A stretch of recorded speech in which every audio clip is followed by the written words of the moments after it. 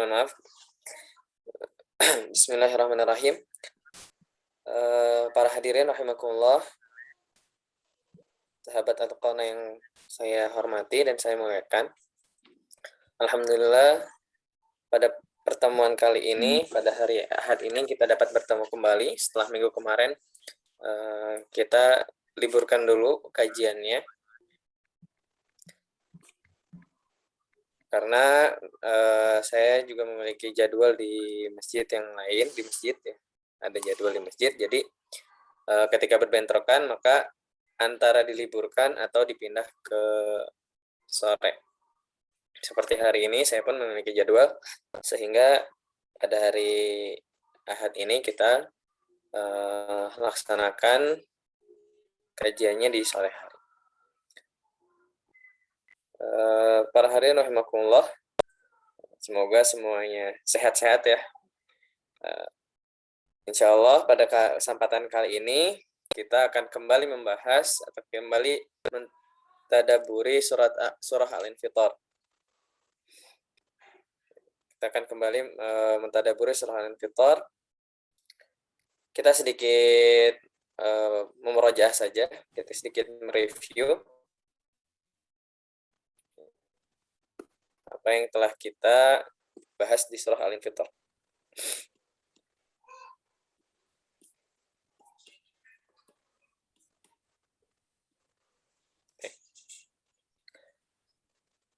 Kemarin kita memulai surat Al-Infitar dengan sebuah hadis yang di situ intinya adalah apabila kita ingin bertemu dengan Rasulullah, maka kita dianjurkan untuk membaca beberapa surah.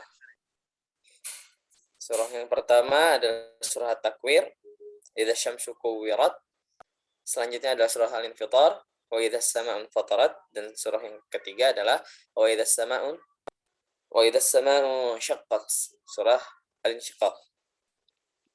Karena kandungan ketiga surah ini sangat dalam, terutama dalam kajian tauhid, iman kepada hari akhir. Sehingga tauhid itu kan adalah kunci. Barang siapa yang ingin masuk surga maka harus bertauhid. Entah bagaimana nanti, apakah dia transit dulu di neraka ataukah tidak, yang penting harus punya tauhid dulu. Kalau sudah punya tauhid, minimalnya sudah punya tiket ke surga.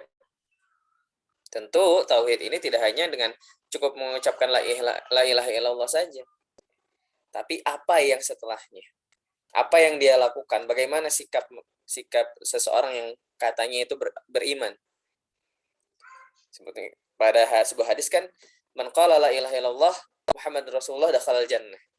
Tapi kalau misalnya hanya dilihat sepotong begitu saja, ya orang-orang akan yang penting la ilaha illallah Muhammadur Rasulullah. Padahal ada kelanjutannya. Walaupun tidak dalam bentuk hadis, tapi kita lihat dalam keseharian Rasulullah. Dalam Al-Quran bagaimana?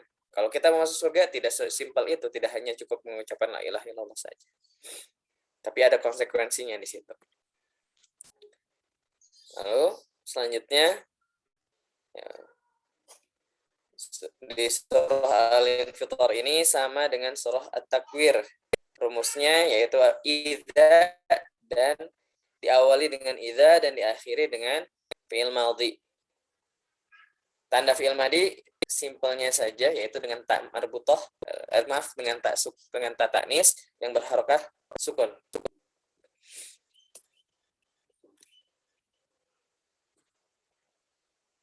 Pada ayat pada surah Al-Infitar ini pembahasan awal hampir sama dengan pembahasan pada surah At-Takwir, yaitu tentang kejadian pada hari kiamat. Idza as-sama'u fatarat,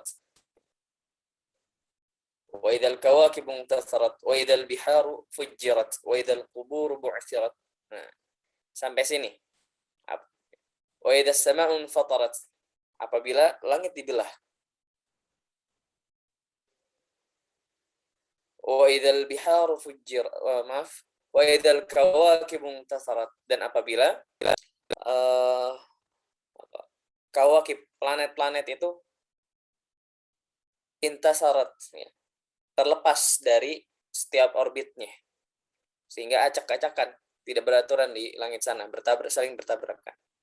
Wa idzal biharu fujirat, dan apabila laut itu dibukakan barzakhnya. Ada fujirat, ada fujirat, sehingga bersatu. Bihar, kita ketahui bahwa ada lautan yang azbun surat, yaitu yang laut air tawar, dan laut air asin. Ini nanti ketika hari kiamat bersatu dan memanas. Ada yang mengatakan memanas, ada yang mengatakan juga nanti meluap karena ada benda-benda langit yang jatuh. Wa idzal qubur bu'tsirat. Nah, ini kalau yang tadi sebelum tiupan sangkakala yang pertama.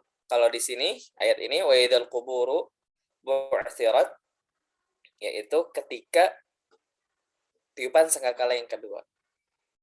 Bu'tsirat itu dibuka lalu diambil apa yang ada di dalamnya. Yaitu semua yang sudah wafat dibuka kuburnya oleh Allah, dibangkitkan kembali dari tulang sulbinya, yaitu dari tulang ekornya. Sehingga semua kembali kepada wujud aslinya dan sesuai ketika keadaan dia wafat. Apakah dia sedang berbuat dosa atau sedang berbuat kebaikan. Alimat nafsum ma qaddamat wa akhar. Kalau bahasa di surah At-Takwir, alimat nafsum ma ahdarat. Seluruh manusia, seluruh individu mengetahui apa yang telah mereka perbuat dan apa konsekuensinya. Sedangkan di sini alimat nafsum ma qaddamat wa akhar. Setiap individu mengetahui apa yang mereka prioritaskan dan apa yang mereka tidak prioritaskan. Semua orang akan mengetahui itu. Kalau yang mereka prioritaskan adalah kebaikan, maka akan mendapatkan kebaikan. Dan apabila mereka memprioritaskan keburukan, maka akan mendapatkan keburukan pula. Kenapa mereka mengetahuinya? Karena di situ pada surat At-Takwir, wa idzas suhufu nusyirat. Dan ketika catatan amal disebarluaskan, semua orang mengetahuinya. Lalu pada saat al-qiyamah, yunabbaul insanu yawma idzin mimma qaddama wa akhar.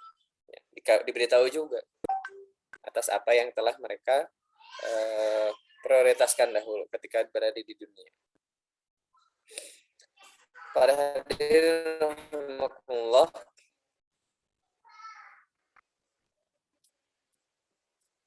mohon maaf. Okay.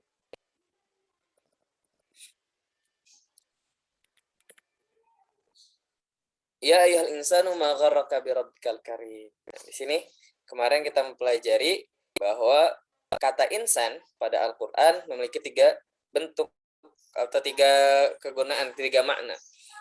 Pertama, menunjukkan keumuman seluruh manusia. Tidak dilihat dari satu sisinya saja, tidak dilihat dari fisiknya saja, tidak dilihat dari sisi ruhaniyahnya saja. Lalu insan juga bisa menunjukkan penghinaan juga kepada manusia. Ketika Allah menunjukkan perbuatan-perbuatan buruk manusia, maka Allah menggunakan kata insan. Pun demikian ketika Allah menunjukkan pengingkaran manusia terhadap ayat-ayat Allah. Allah menggunakan kata insan. Sebagaimana pada ayat ini. Ya ayyuhal insanu ma gharraka bi rabbikal karim. Wahai manusia,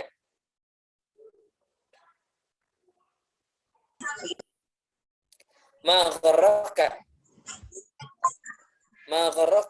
Nama di sini berfungsi untuk 2 hal. Pertama untuk bertanya, kedua untuk menunjukkan rasa aneh. Ma gharraka bi rabbikal karim. Hai manusia, kenapa kamu seperti itu pada Tuhanmu? Kenapa kok kamu tidak mengikuti Tuhanmu? Kalau diartikan secara bebas. Kok kamu seperti itu? Kok kamu bisa lalai? Sedangkan Tuhanmu yang menciptakan kamu. Sedangkan Tuhanmu yang menghidupkanmu. Dalam bahasa Al-Qur'annya seperti itu. Kalau misalnya kita terjemahkan secara bebas. Alladzi khalaqaka fasawwaka fa'adalak fi ayyi suratin ma syaa rakkabak. Ditafsirkan dalam surat At-Tin, laqad khalaqnal insana fi ahsani taqwim. Sungguh Allah itu telah menciptakan manusia pada bentuk yang sebaik-baiknya. Diberikan akal yang bisa, diberikan otak yang bisa dipergunakan untuk berpikir. Tidak seperti hewan. Kemampuan berpikirnya sangat rendah. Allah menciptakan tangan manusia dan kaki manusia sedemikian rupa sehingga manusia bisa berdiri dengan dua kaki, bisa berlari, bisa loncat dan sebagainya macamnya, bisa mengangkat benda-benda yang berat atau benda-benda yang kecil. Allah memberikan 5 jari dengan komposisi yang sangat pas, tidak kurang sedikit pun. Makanya dalam surat At-Tin, laqad khalaqnal insana fi ahsani taqwim. Kalla bal tukadzibuna biddin. Manusia itu, ya, kalian itu, kenapa? Ya, kok mengingkari? Ad-din di sini bisa dua, yaitu hari akhir atau hari pembalasan, ataupun agama Islam. Kenapa kamu tidak mau beriman dengan beragama dengan agama Islam? Kenapa kok kamu memilih agama lain? Kenapa kok kamu tidak menyembah agama umatnya Nabi Muhammad? Tidak mau menyembah Tuhannya umat Nabi Muhammad, yaitu Allah.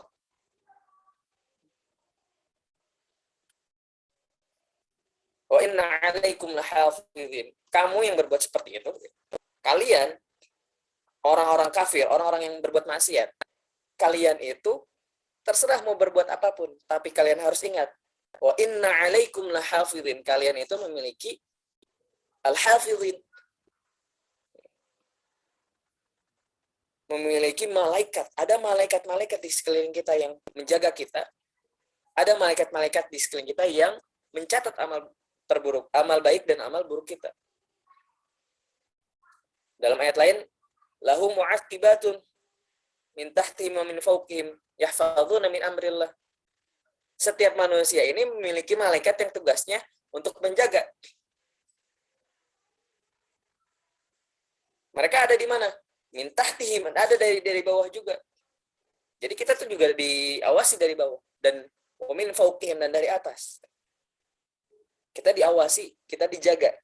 Dari kanan, kiri ada, dari atas, dari bawah pun ada.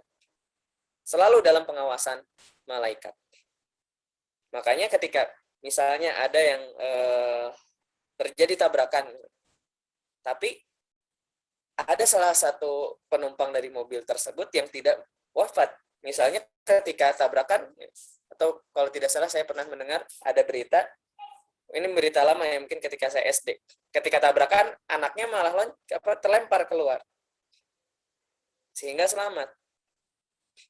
Nah, itu adalah perbuatan para al-hafidhin, para malaikat-malaikat yang menjaga. Kiraman katibin. Nah, ini yang kiraman katibin adalah menjelaskan bahwa ada malaikat raqib dan atid, mencatat amal baik dan amal buruk. Ya'lamuna ma taf'alun, mengetahui apa yang kita perbuat, sekecil apapun itu, sebesar apapun itu, mau ataupun kita berusaha bersembunyi dimanapun, tetap mereka itu mencatat apa yang kita lakukan.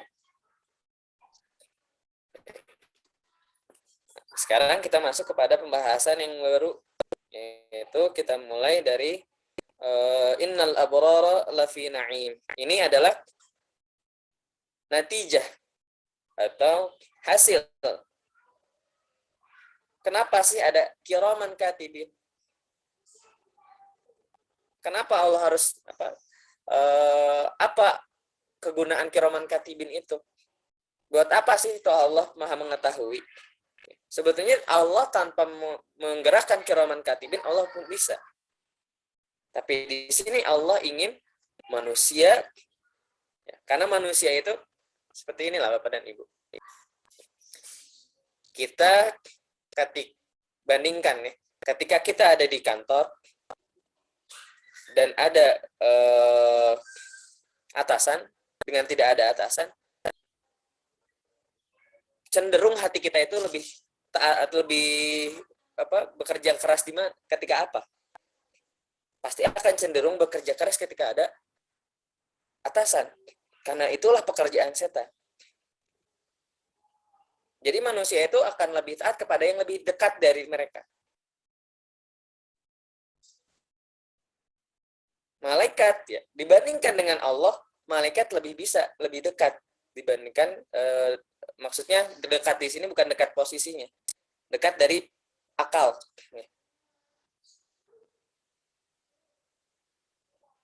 Sehingga di situ Allah memberi menugaskan malaikat agar kita sadar bahwa kita itu diawasi. Innal abrara lafi na'im. Abrar ini jamak bentuk plural dari birru, yaitu al-ihsan wa ta'ah, berbuat baik dan orang yang selalu dalam ketaatan. Orang yang selalu berbuat baik dan orang yang selalu berada dalam ketaatan.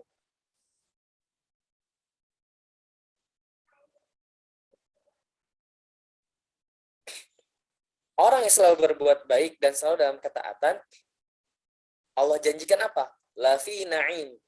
Selalu ada dalam kenikmatan. Entah di dunia ataupun di akhirat. Apabila kita mengambil na'im, makna na'im ini sebagai makna yang umum, maka kenikmatannya entah di dunia ataupun di akhirat. Sedangkan apabila kita memaknai na'im ini dengan firdaus, ada ulama yang menafsirkan dengan firdaus. Maka kenikmatan ini adalah kenikmatan di surga nanti. Kenapa diartikan dengan firdaus? Karena puncak kenikmatan ya kenikmatan di surga. Kenikmatan yang di dunia hanya kenikmatan yang semu. Dibuktikan dengan misalnya ketika ada bencana. Kita tidak akan memikirkan kenikmatan-kenikmatan yang sedang kita miliki. Sehingga dalam surat At-Takwir, wa idal 'isyaru ujjilat, dan ketika unta-unta yang sudah hamil 10 bulan akan melahirkan, itu ditinggalkan semua. Unta yang hamil adalah gambaran atas harta yang paling besar, harta yang paling dicintai.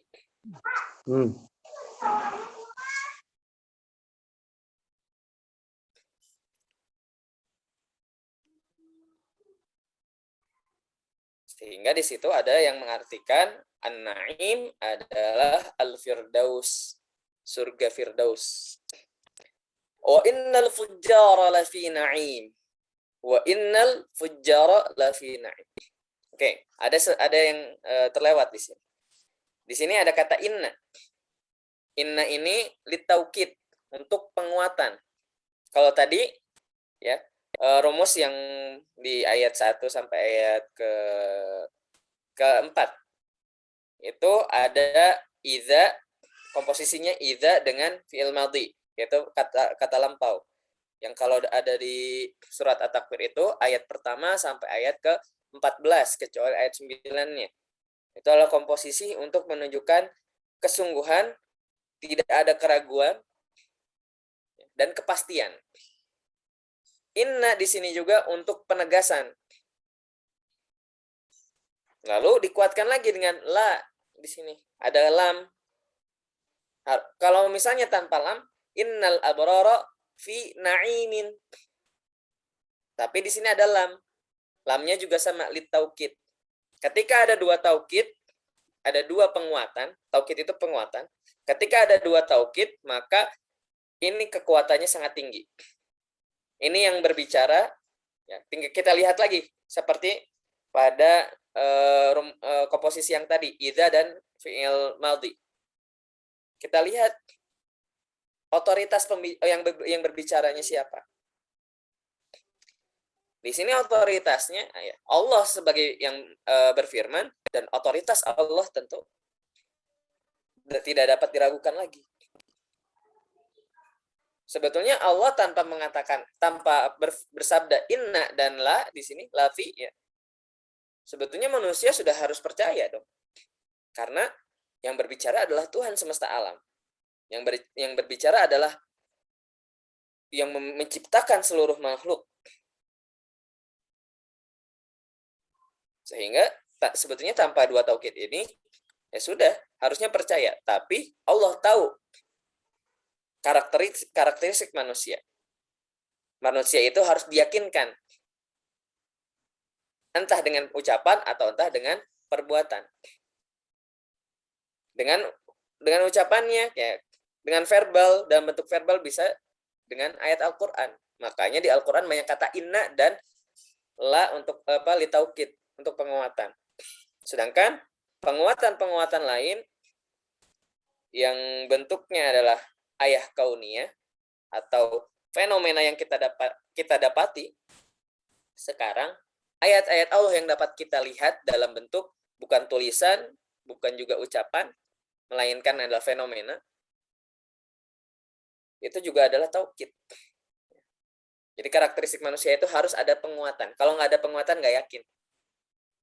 Ya, kayak kita misalnya ada yang berkata,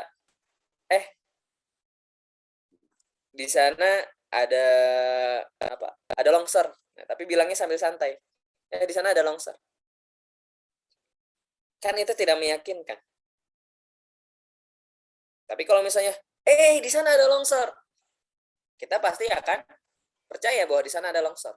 Ini dipraktekkan oleh Allah dalam Al-Balad. La uqsimu bihadzal balad. Saya pasti akan. Pasti la uqsimu di situ. La-nya juga sama seperti la ini. Taukid, tapi di situ ada suara yang dituliskan. La uqsimu. Ini membahas kepada penguatan nih Bapak dan Ibu. Kembali ke ayat ini, innal abrara lafi na'im. Oke, saya rasa sudah ya tadi ya, innal abrara lafi na'im. Oke, kita masuk ke wa innal fujjara lafi jahim. Natijah yang kedua atau hasil yang kedua dari tugasnya para malaikat yang kiraman katibin itu adalah innal fujjara lafi jahim. Lagi-lagi ada inna dan la ya di sini Bapak dan Ibu, sama halnya seperti pada ayat sebelumnya. Innal abrara lafi na'im. Kalau di sini wa innal fujjara. Al-fujjar adalah jamak dari fajir, orang yang melakukan fujur. Fujur itu apa? Fujur itu adalah kemaksiatan dan keluar dari batasan-batasan syariat. Seseorang yang berbuat maksiat ini adalah kita sebut itu ketika di Al-Quran disebutkan sesuatu hal yang minimal dalam konteks-konteks tertentu, itu dapat mengetahui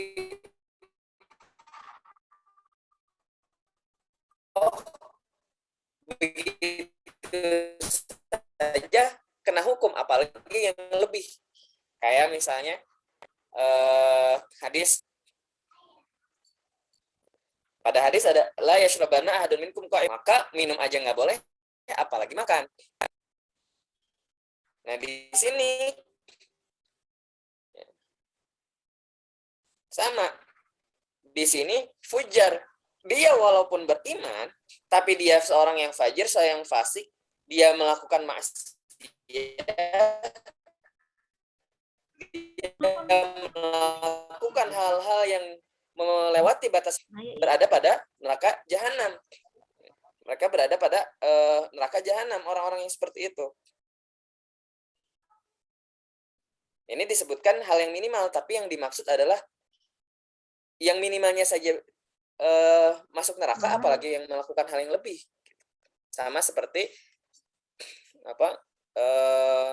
la yashrabanna ahadun minkum qa'iman.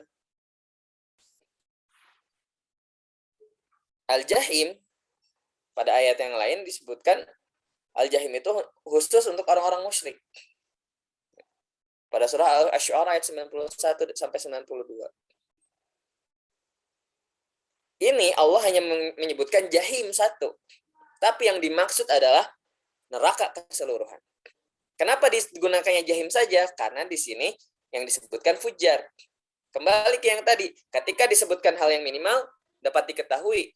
Kalau misalnya lebih dari itu, ya pasti masuk kepada hal yang lebih lagi. Jahim, mungkin di jahim hukumannya tidak terlalu berat dibandingkan neraka-neraka yang lain. Sakor, dan yang lain-lainnya. Apabila orang yang melakukan maksiat dan melakukan hal-hal yang melewati batas syariat saja sudah masuk neraka jahanam, sudah masuk jahim, bagaimana dengan orang yang kafir? Bagaimana orang yang tidak mau beriman kepada Allah? Tentu mereka akan masuk kepada neraka yang lebih panas. Karena pada surah At-Takwir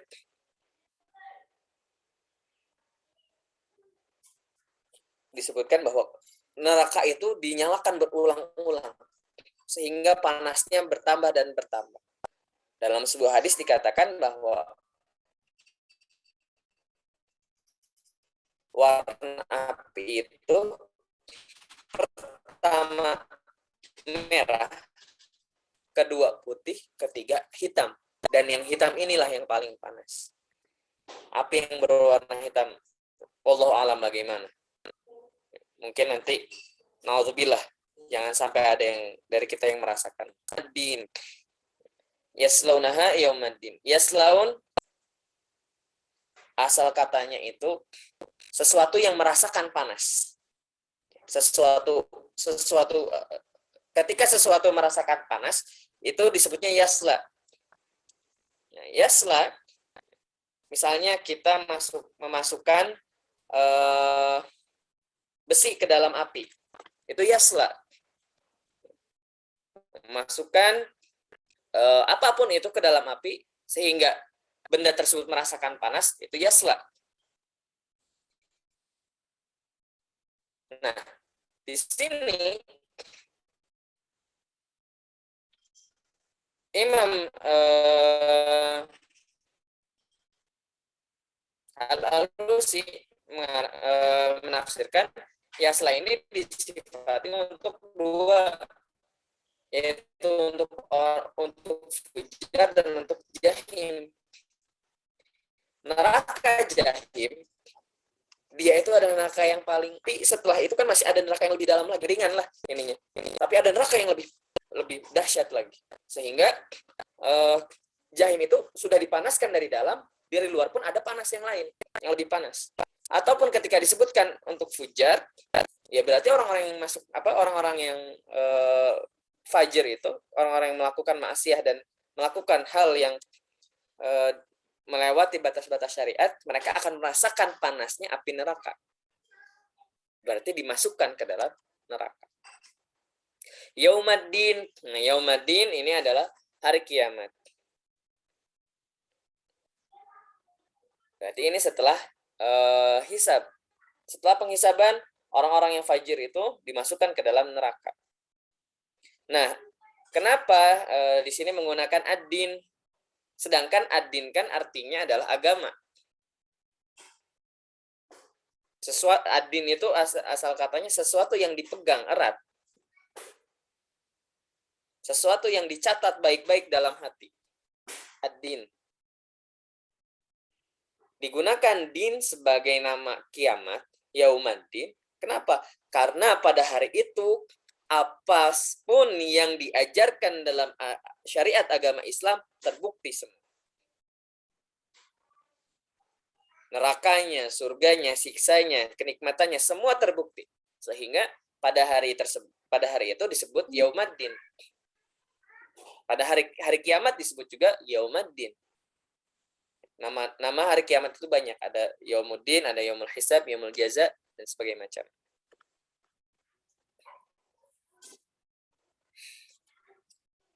Selanjutnya, wa ma hum anha bighaibin.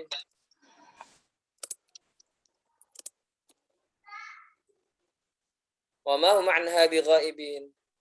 Nah, wa ma hum, ma di sini ya, ingat tadi bahwa ma itu bisa bertanya, bisa takjub untuk menunjukkan ketakjuban, keanehan.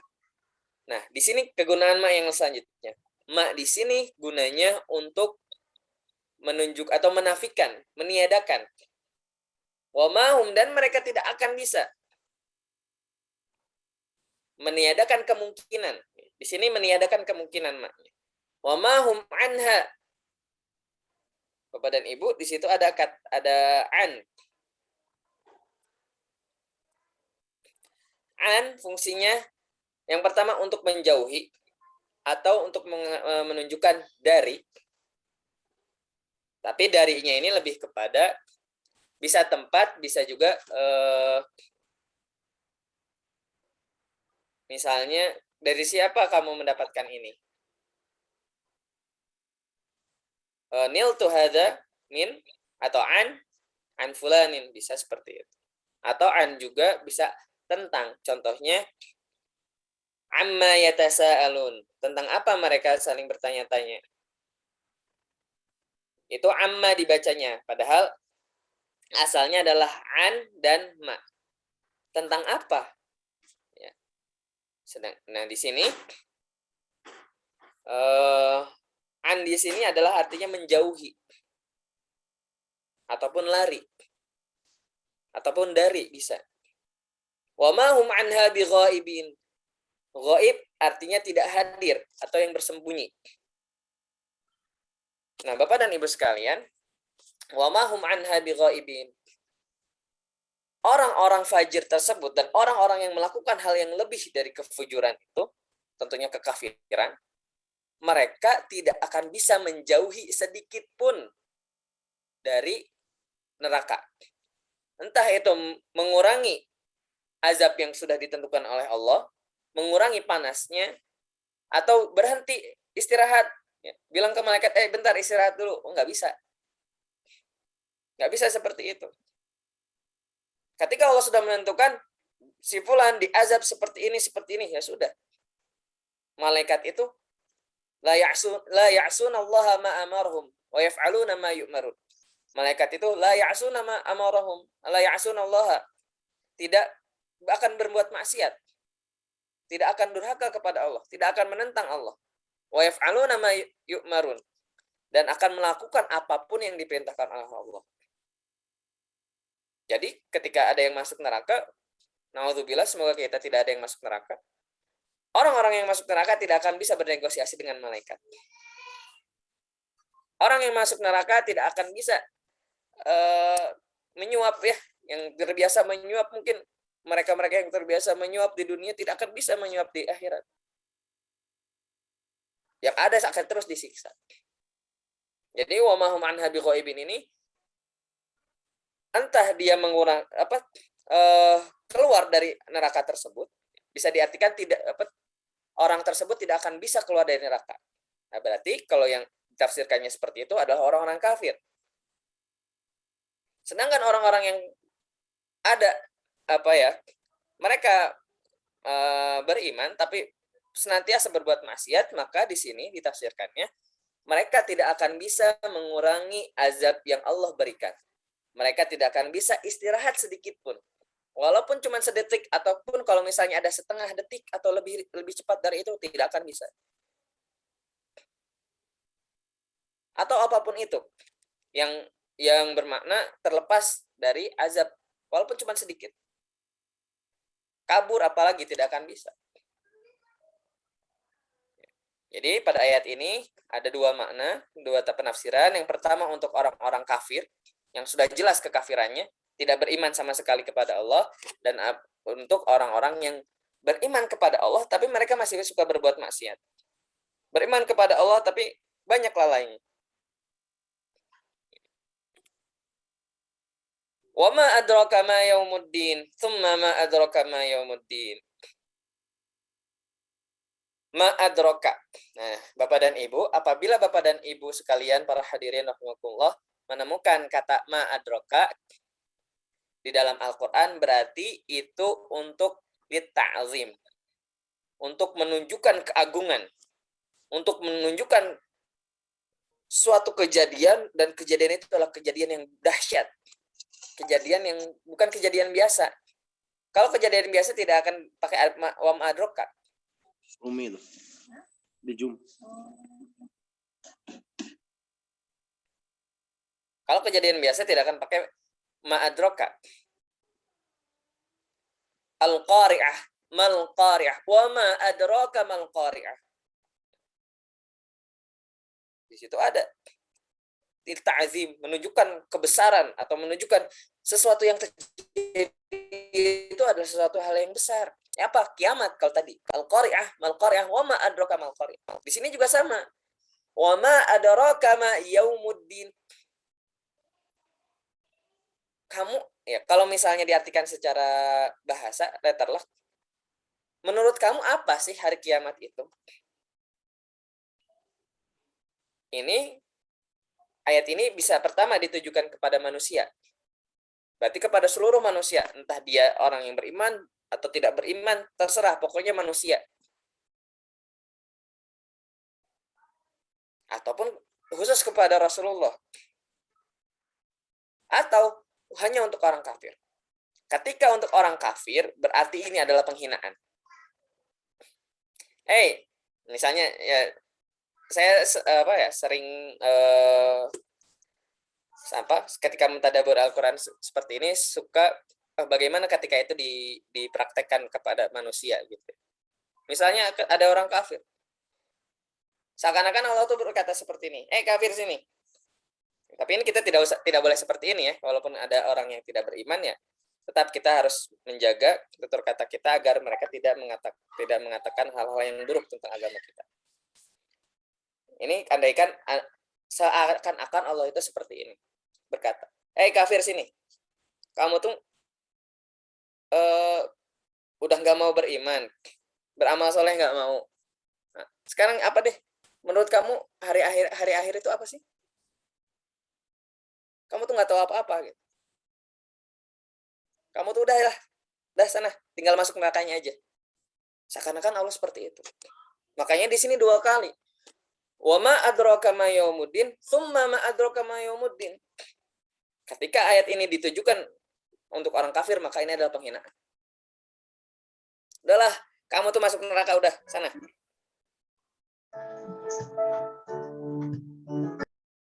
Makom kamu tuh udah di neraka, udah, sana, gitu. Seperti itu. Seakan-akan seperti itu.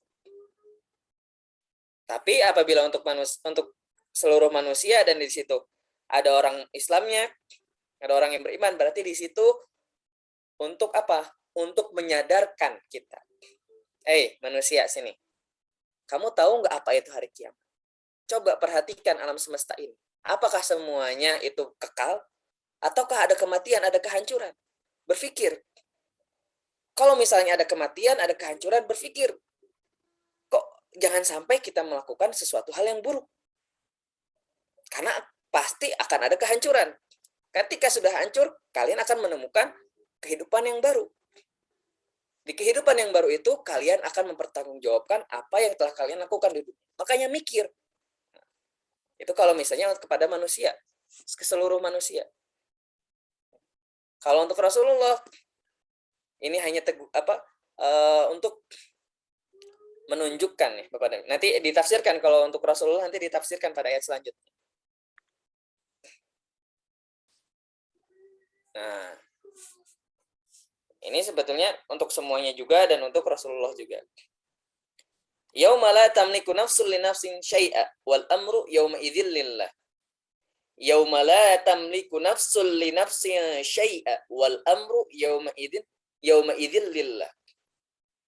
Nah, ketika ayat tadi ya, wa ma adraka ma yaumuddin itu ditujukan kepada Rasulullah, maka ada hadis Rasulullah yang seperti ini. Qala Rasulullah sallallahu alaihi wasallam, ya Bani Hashim, wahai Bani Hashim, angkidhu anfusakum minan nar. Wahai Bani Hashim, selamatkanlah diri kamu dari apa? Dari api neraka. Kenapa? La amliku lakum minallahi syai'a. Aku ini kata Rasulullah, nggak apa ya,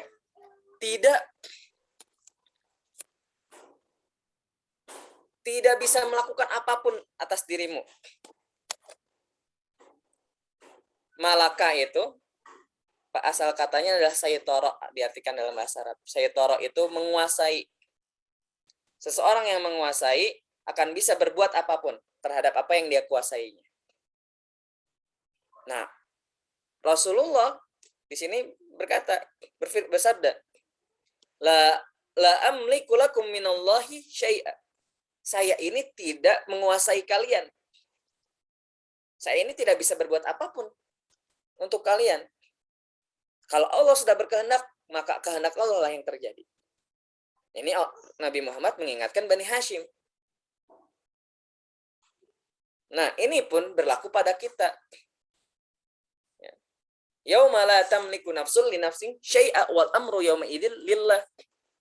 Kita tidak bisa berbuat apapun di hari kiamat nanti. Semua itu tergantung kehendak Allah. Kita nggak bisa nolong teman kita. Kecuali ya, kalau Allah perbolehkan. Rasulullah diperbolehkan oleh Allah untuk memberikan syafaat.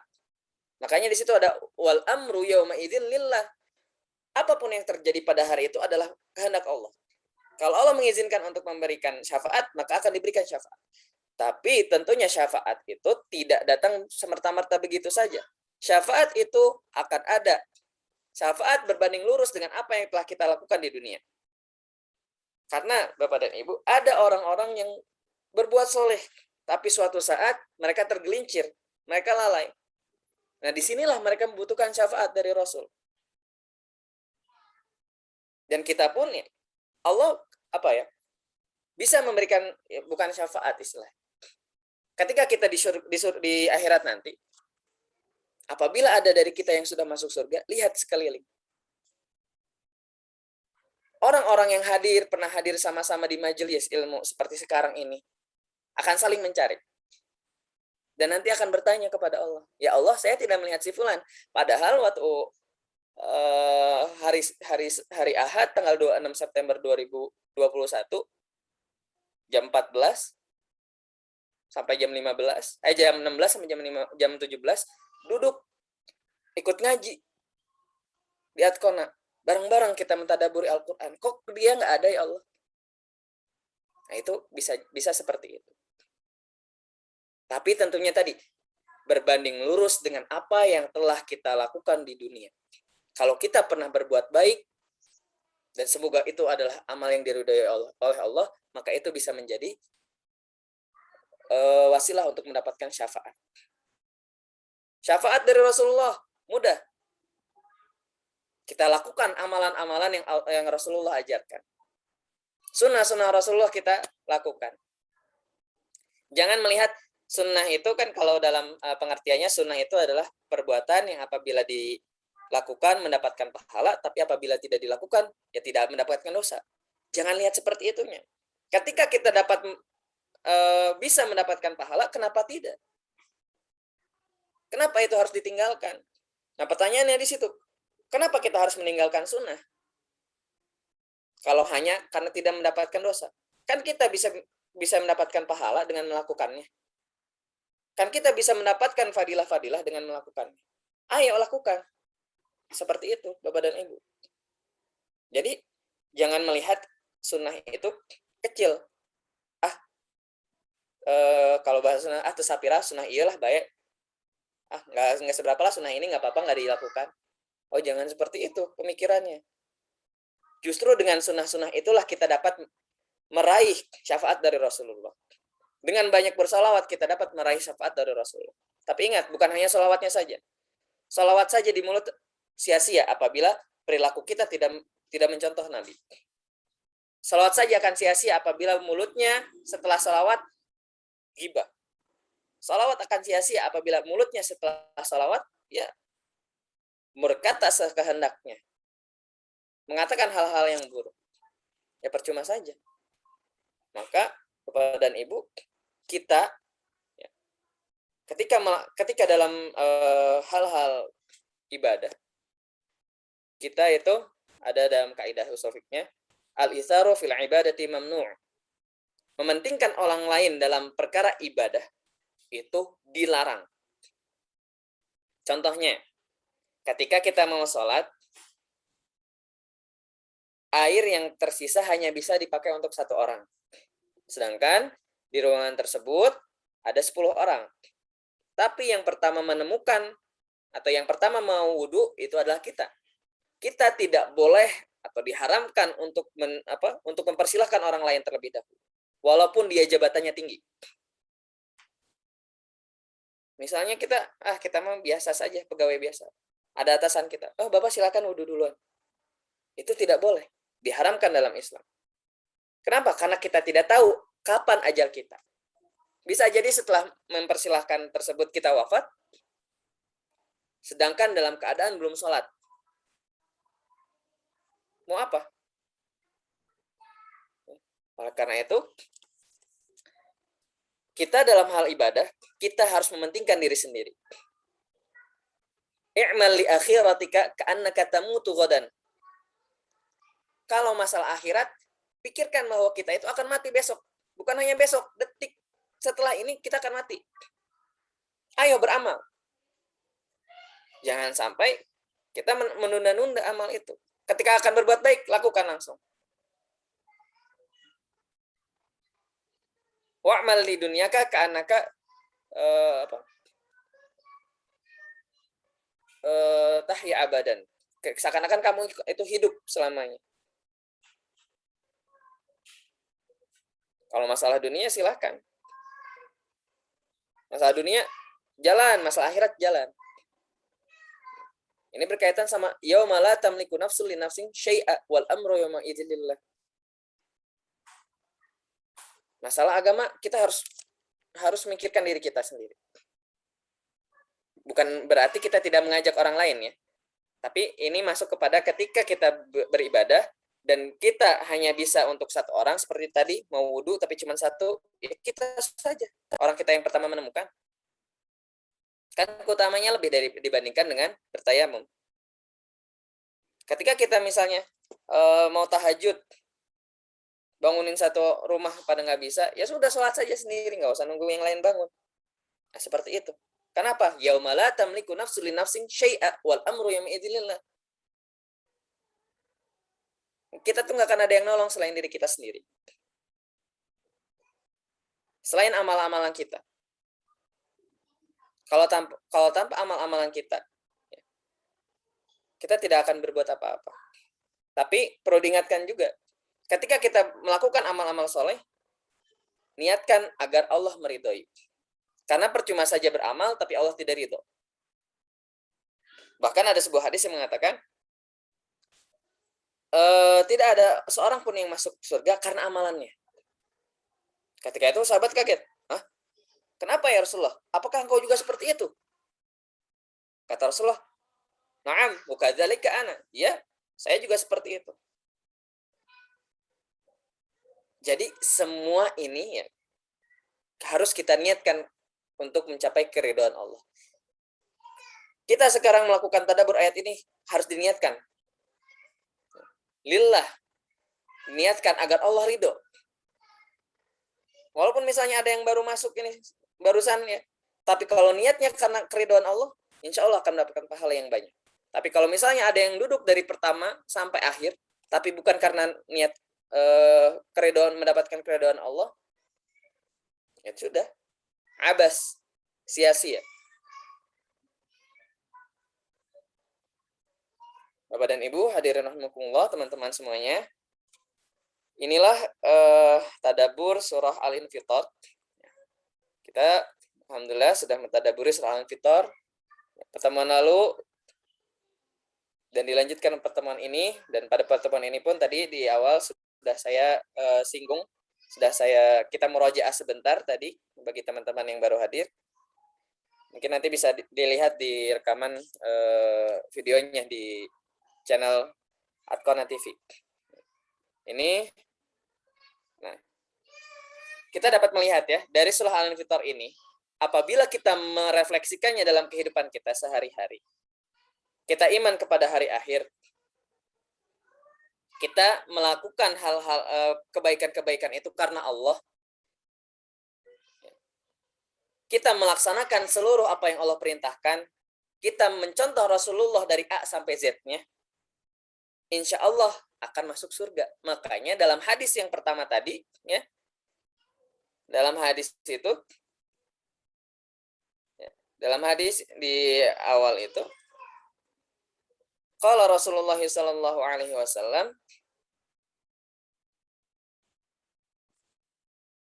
man sarrahu an yanzura ilayya yaumal qiyamah ka'annahu yara ain falyaqra idza syamsu kuwirat wa idza as-sama'u fatarat wa idza as-sama'u syaqqat.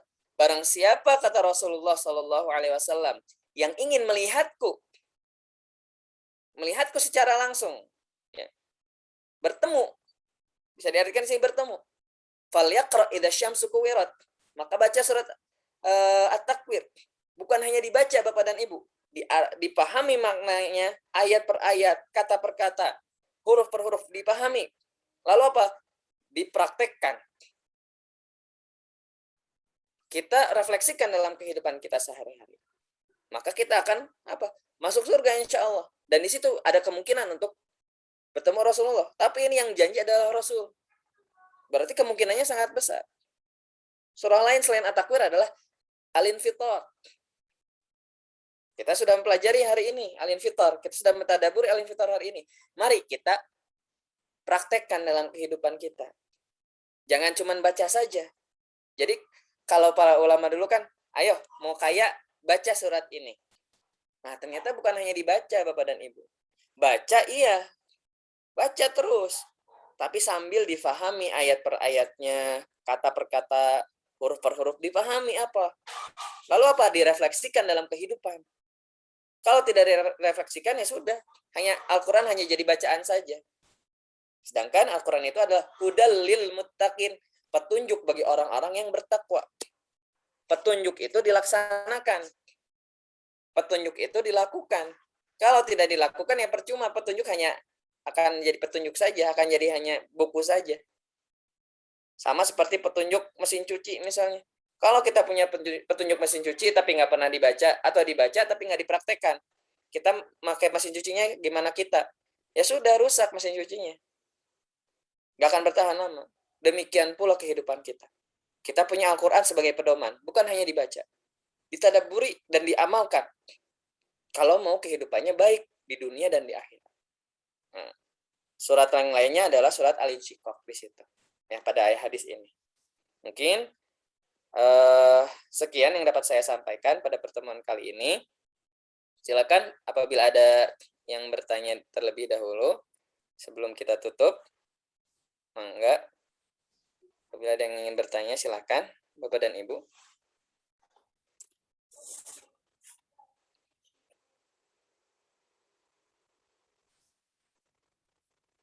Apabila tidak ada, mungkin kita cukupkan.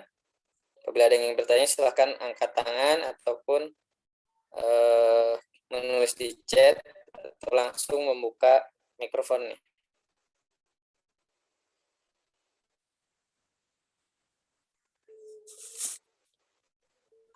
Ibu Eli Rahayu, mangga Ibu.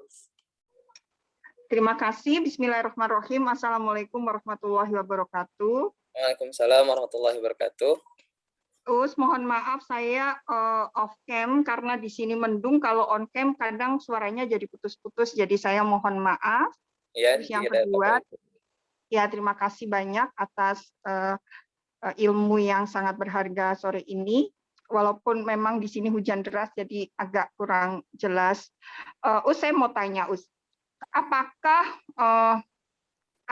kondisi sekarang, contoh nih, kan banyak yang transgender ya, Nah, apakah malaikat itu juga Rakib dan Atid itu juga ada pada orang-orang yang mengubah kodratnya? Seperti itu, Mohon maaf, Terima kasih. Assalamualaikum warahmatullahi wabarakatuh. Waalaikumsalam warahmatullahi wabarakatuh. Baik, Ibu. Transgender ya, Ibu ya. transgender itu kan berarti merubah kodrat Allah. Itu adalah salah satu maksiat yang besar. Apakah raqib dan atid tetap ada? Iya, berdasarkan ayat-ayat yang ada di Al-Qur'an, mereka tetap ada. Bahkan pada orang-orang yang kafir pun tetap ada. Tetap ada. Menulis semua keburukannya. Kalau orang kafir ya sudah, berarti yang banyak kerjanya ya malaikat yang menuliskan keburukan. Terus dicatat terus. Kenapa? Nanti di hari akhir kan di wa idzas suhufu nusyirat dalam surah At-Takwir. Saya banyak menyinggung lagi mencari kesamaannya pada surat At-Takwir. Kenapa? Karena At-Takwir adalah surah yang baru kita selesaikan sebelumnya dan ini masih ada kaitannya dengan surah ini. Di At-Takwir dikatakan bahwa nanti di hari akhir nanti suhuf. Ya. Suhuf itu jamak dari sahifah, catatan. Ya. Di sini kalau misalnya ini ya, ini sahifah, ini satu. Tapi kalau banyak jadi suhuf. Lalu kalau misalnya suhuf tersebut berada di antara dua sampul, ini sampul, depan belakang, itu disebutnya mushaf. Nah, sengaja di Al-Quran itu tidak disebutkannya sebagai mushaf. Catatan amal itu tidak disebut mushaf. Kenapa? Karena dia bisa jadi nanti ditampilkannya di hari akhir adalah bukan sebagai lembaran. Kita kan sekarang ada video Bapak dan Ibu. Di hari akhir nanti akan dipertontonkan. Bukan lagi diberikan selembaran-selembaran, nih, lihat, si fulan pernah ini. Tidak seperti itu. Tapi dipertontonkan. Harusnya manusia akhir zaman ini lebih beriman dibandingkan orang-orang zaman dahulu. Karena kita lebih bisa menerima ayat Al-Quran itu dengan logika. Catatan amal, kan orang zaman dulu bingung. Gimana? Kalau sekarang kita ada video dan sebagainya macam. Nah, orang-orang yang transgender tadi tetap ditulis amal buruknya. Terus ditulis dan nanti akan ditonjolkan. Akan dipertontonkan nanti. Amal baiknya gimana? Kalau dia beriman ya mungkin ada yang ditonjolkan, tapi ketika timbangan buruknya lebih berat ya sudah. Mereka akan ditempatkan di neraka. Tapi yang paling besar kesalahannya itu adalah transgender tadi. Wallahu alam ya Bapak dan Ibu, apakah mereka langsung dipastikan masuk neraka ataupun tidak. Tapi yang jelas ketika seseorang melakukan kesalahan pasti akan transit dahulu. Kalau misalnya dia tidak melakukan taubat. Seperti itu. Wallahu alam bishawab. Yang jelas malaikatnya tetap ada Bapak Ibu. Baik Us, karena kebetulan Us ada teman Us. Tapi ya Allah itu Us amalannya bagus sekali, dia sholat 5 waktu, dia sholat duha, sodako, tetapi saya menyayangkan sekali hal itu. Kemudian saya berpikir, ini amalan baiknya apakah dicatat gitu? Seperti itu sebenarnya Us. Jadi saya bertanya karena kasihan dengan rekan saya gitu Us. Kalau berdasarkan ayat insya Allah masih dicatat Ibu. Tapi ayat itu tadi karena mengubah kodrat Allah itu adalah kesalahan yang sangat besar. Ya Allah alam. Allah alam bagaimana nanti di akhiratnya, tapi ya janganlah kita merubah kodrat dari Allah. Kalau sudah ditakdirkan laki-laki ya sudah laki-laki saja. Kalau sudah ditakdirkan perempuan ya sudah perempuan saja. Tidak usah ingin berpindah menjadi laki-laki atau berpura-pura menjadi laki-laki atau yang laki-laki berpura-pura jadi perempuan. Sudah saja kodrat kita seperti ini, ya sudah. Ya. Oke. Selanjutnya, Terima kasih Us. apakah amalan sunnah yang dilakukan oleh ya sama-sama Ibu? Apakah amalan sunnah suaminya? Bagaimana jika suami tidak mengizinkan? Nah, Bapak dan Ibu sekalian, amalan sunnah. Nah ini, dalam kehidupan berumah tangga harus ada komunikasi. Demikian dalam hal ibadah. Ibadah dalam rumah tangga harus ada komunikasi. Khususnya apabila itu sunnah.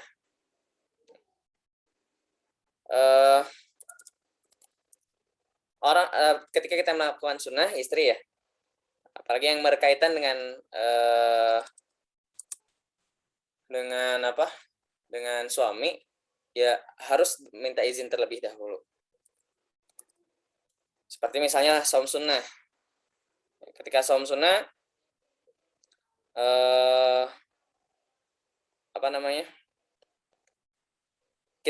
seorang istri hendaknya meminta izin dahulu kepada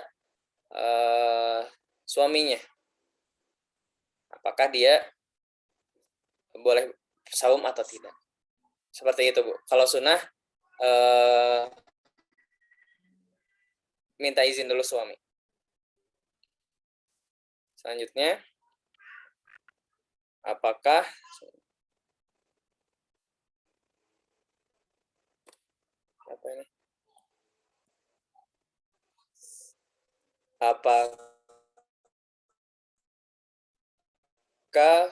transgender kalau meninggal boleh disolati atau tidak? Lalu dimandikan sebagai laki-laki atau perempuan? Oke. Kalau transgender dia haknya laki-laki atau perempuan, Bapak dan Ibu? Ini soal yang saya tanyakan juga kepada santri-santri saya. Kalau misalnya ada yang transgender atau hanya sekadar banci saja, lalu apa yang membuat dia mandi wajib? Apa yang mewajibkan dia mandi besar? Nah, Bapak dan Ibu sekalian, kita tetap dihukumi, atau mereka tetap dihukumi dengan apa adanya. Ketika lahir seperti apa? Kalau misalnya laki-laki berarti dihukuminya laki-laki. Ketika perempuan dihukuminya perempuan. Hanya saja memang ada pendapat yang kalau misalnya ada transgender, laki-laki berubah jadi perempuan, lalu dia menyentuh laki-laki lain dan dia benar-benar merasa dia perempuan, itu ada yang berpendapat bahwa si laki-laki tadi batal wudunya. Tapi yang lebih banyak pendapatnya adalah ya tidak, karena dia tetap laki-laki. Dia tetap laki-laki. Seperti itu. Kalau boleh disolati atau tidak, saya belum berani berpendapat ya, Bapak dan Ibu. Mungkin bacaan saya masih kurang di bagian fikih tentang ini. Ya, untuk disolatkan atau tidaknya, yang jelas kalau misalnya dimandikan laki-laki atau perempuan, dia tetap diperlakukan seperti kelamin asalnya. Kalau laki-laki ya laki-laki, kalau perempuan ya perempuan. Seperti itu. Mungkin di sini ada yang mengetahui jawabannya, silakan kita sharing saja di sini. Di sini tidak ada ustadz ya, Bu ya. Tadi tidak ada ustadz di sini. Kita saling mengisi saja. Ketika ada kesalahan dari perkataan saya, silakan Bapak dan Ibu yang mengetahui kesalahan tersebut langsung saja kita bahas di sini. Oh, misalnya ada yang salah tadi pengertian ayatnya seperti ini, bagaimana, silahkan. Ya, makanya saya di flyer itu tidak menamai saya Ustadz ya, tapi Kang Rumi, karena nama Ustadz itu sangat berat bagi saya. Jadi kalau misalnya ada yang tahu di sini mengetahui hukumnya, ya silakan kita belajar bersama-sama di sini. Adkona ini adalah wadah untuk belajar bersama-sama. Mungkin nanti akan saya jawab di kesempatan yang selanjutnya ya, Bu Mimin, untuk hukum disolati atau tidaknya. Seperti itu. Kang Rumi, saya mau tanya lagi, boleh? Enggak, Ibu. Begini, bagaimana kita menghadapi kematian itu tidak dengan rasa yang was-was. Semuanya pasti akan menuju kematian, pasti semua akan dipanggil Allah. Tapi bagaimana kita menghadapi kematian itu dengan tidak rasa yang khawatir, yang takut, akan adanya neraka. Walaupun ya insya Allah kita semuanya berikhtiar untuk berbuat baik.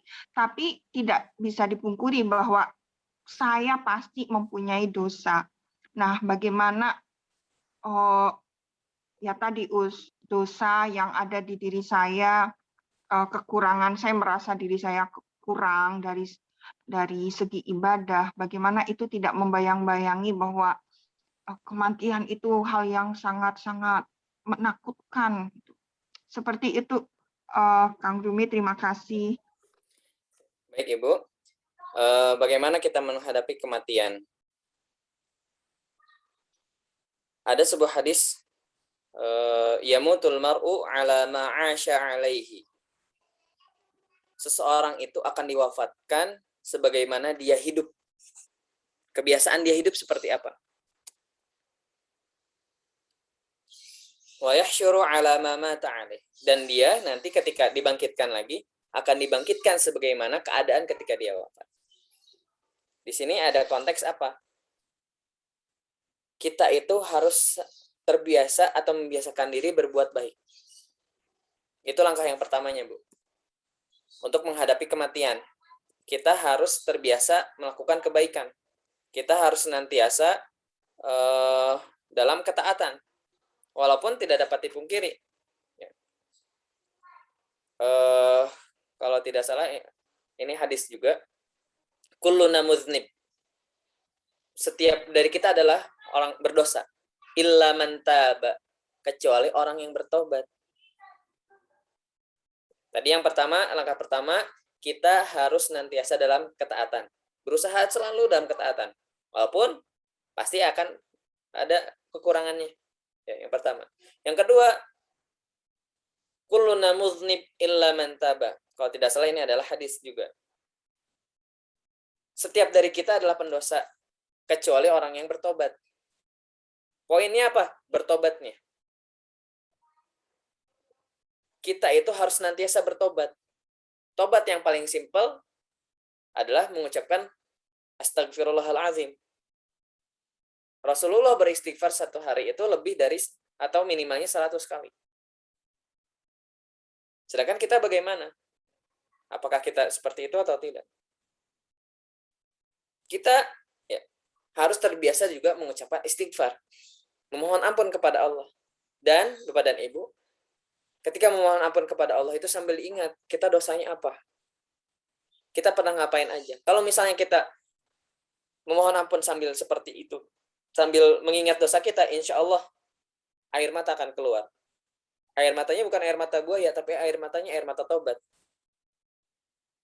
Ketika kita beristighfar, sambil pahami istighfar itu apa? Istighfar itu dari kata ghafara, ampunan. Dimasukkan kepada bentuk istaf'ala.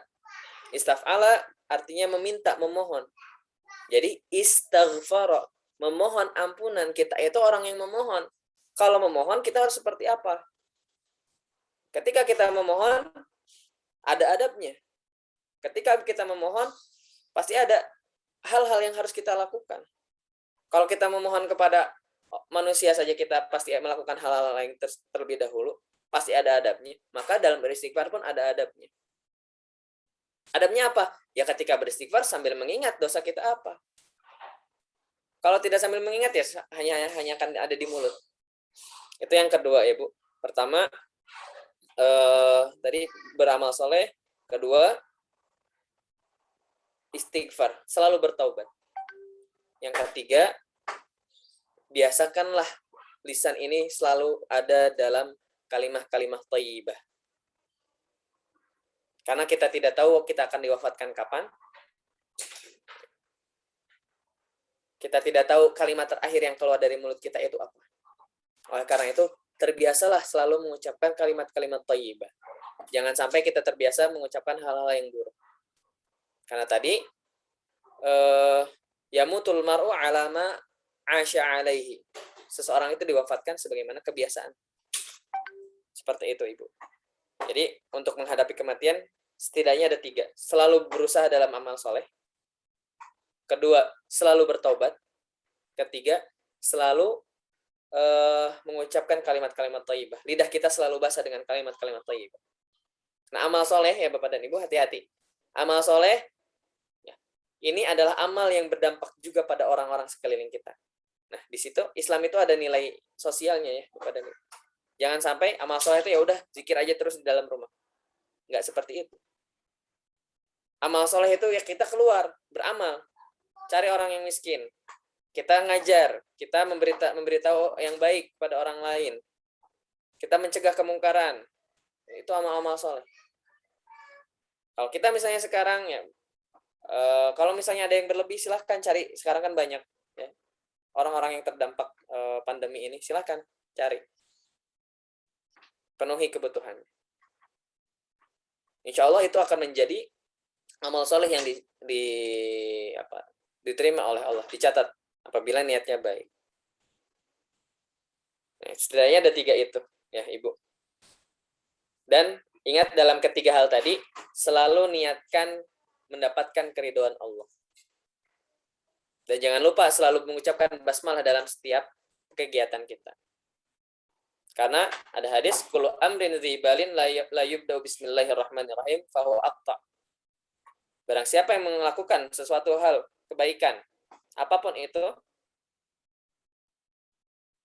tanpa mengucapkan bismillah, maka terpotong. Terpotong apanya? Terpotong berkahnya, keberkahannya. Tidak berkah di situ. Tidak bernilai ibadah.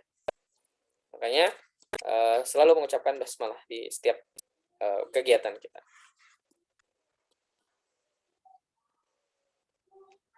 Mungkin itu Ibu yang dapat saya sampaikan. Wallahu a'lam bishawab. Terima kasih.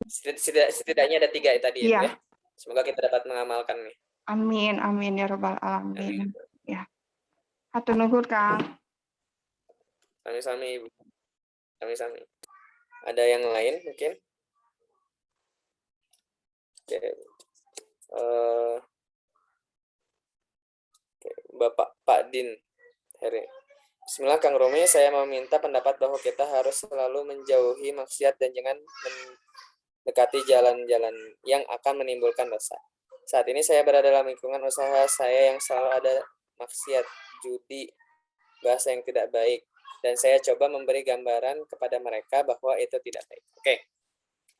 Baik Pak Din. Ketika Bapak merasa kuat di situ, karena kan Bapak punya kewajiban.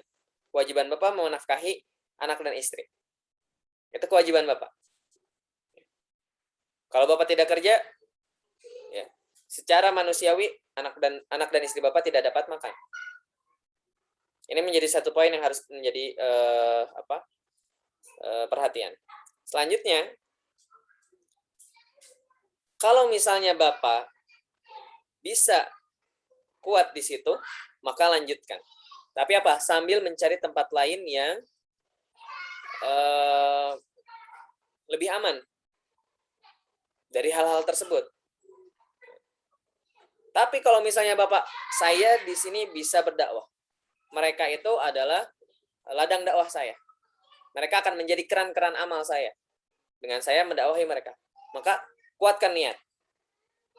Jalan terus, silahkan berdakwah di situ. Tapi kalau misalnya tidak, jangan langsung pergi dari situ Bapak. Persiapkan dulu langkah lain sehingga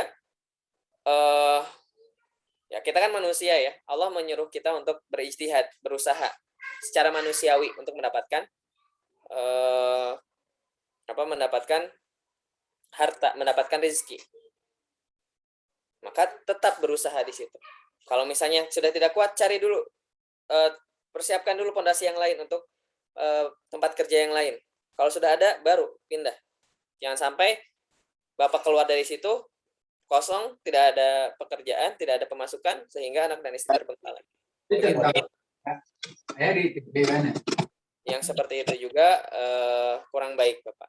Sehingga mangga ada banyak pilihan. Kalau Bapak kuat, silakan lanjut. Tapi dengan catatan Bapak kuat di situ dan Bapak bisa memberikan sumbangsi. Bapak bisa memberikan peran di situ. Bisa berperan.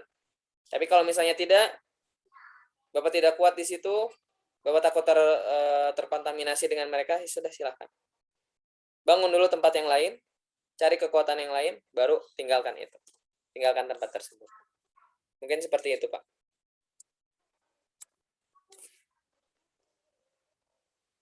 Jadi tidak mesti langsung pindah ya, Bapak ya. Karena Bapak punya kewajiban lain di situ. Bapak harus menafkahi anak dan istri. Silakan, Bapak dan Ibu, ada yang lain? Kalau misalnya tidak, mungkin kita cukupkan saja. Sudah pukul 5 lebih 18.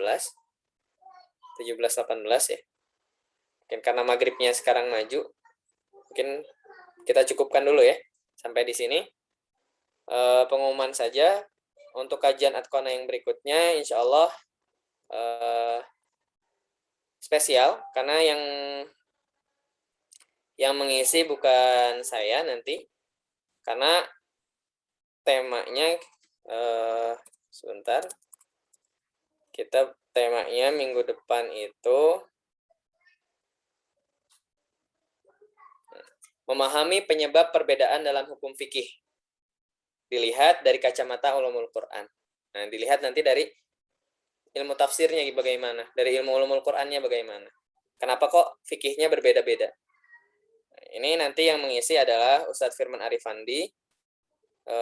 Beliau lulusan S1 dan S2 dari Pakistan. Jurusannya usul fiqh.